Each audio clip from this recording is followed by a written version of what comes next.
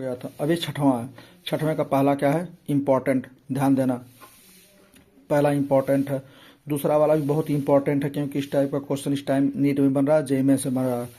दूसरा भी इंपॉर्टेंट है, तीसरा वाला भी इंपॉर्टेंट है, चौथा वाला भी इंपॉर्टेंट है, सीधे फार्मूला पे है। पहले axis theorem I equal to I C M plus M R square से है।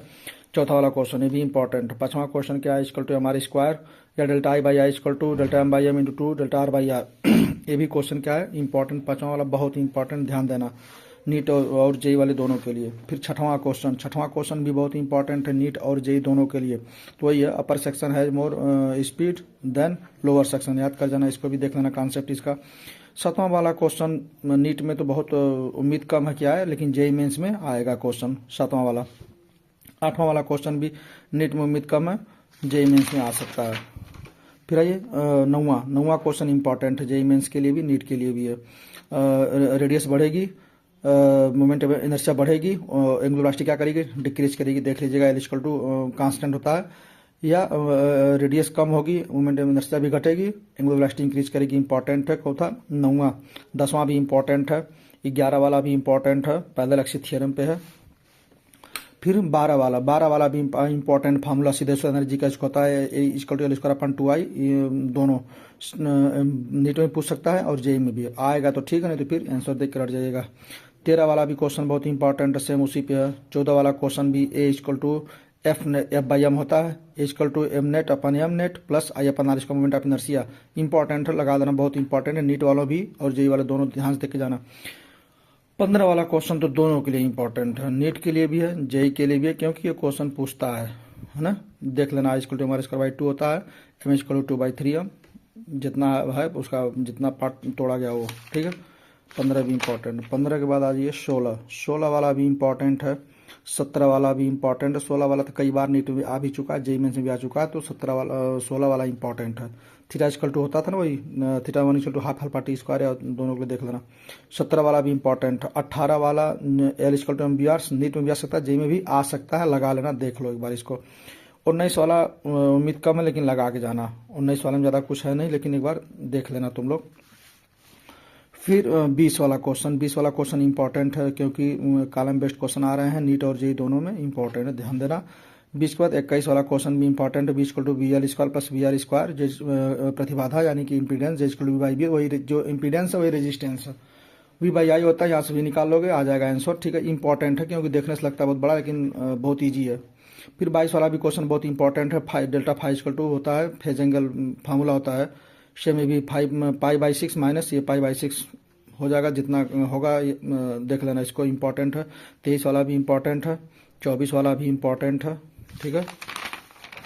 24 वाले के बाद 25 वाला भी इंपॉर्टेंट है, पी वाटलेस पावर। 25 वाले में देखो वाटलेस पावर, ये भी इंपॉर्टेंट है।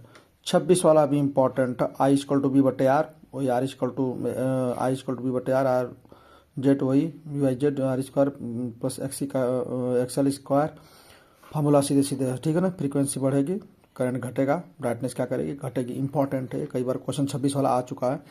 27 वाला भी क्वेश्चन इंपॉर्टेंट है, ध्यान देना, 27 वाला क्वेश्चन इंपॉर्टेंट है, ठीक है।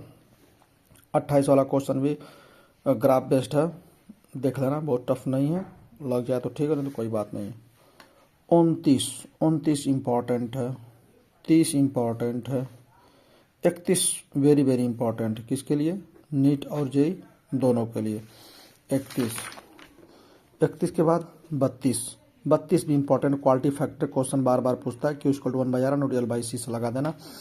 और ये 33 वाला भी क्वेश्चन इंपॉर्टेंट है, ज़्यादा कुछ पढ़ो क्वेश्चन, सीधे मैं फॉर्मूला लिख दिया, is directly proportional to root power, ठीक है, लगा देना, इंपॉर्टेंट है। 34 तो कई बार रिपीट कर चुका है, जेई मेंस और नीट वालों ध्यान देना, इंपॉर्टेंट है, इसको अच्छे से कर जाना।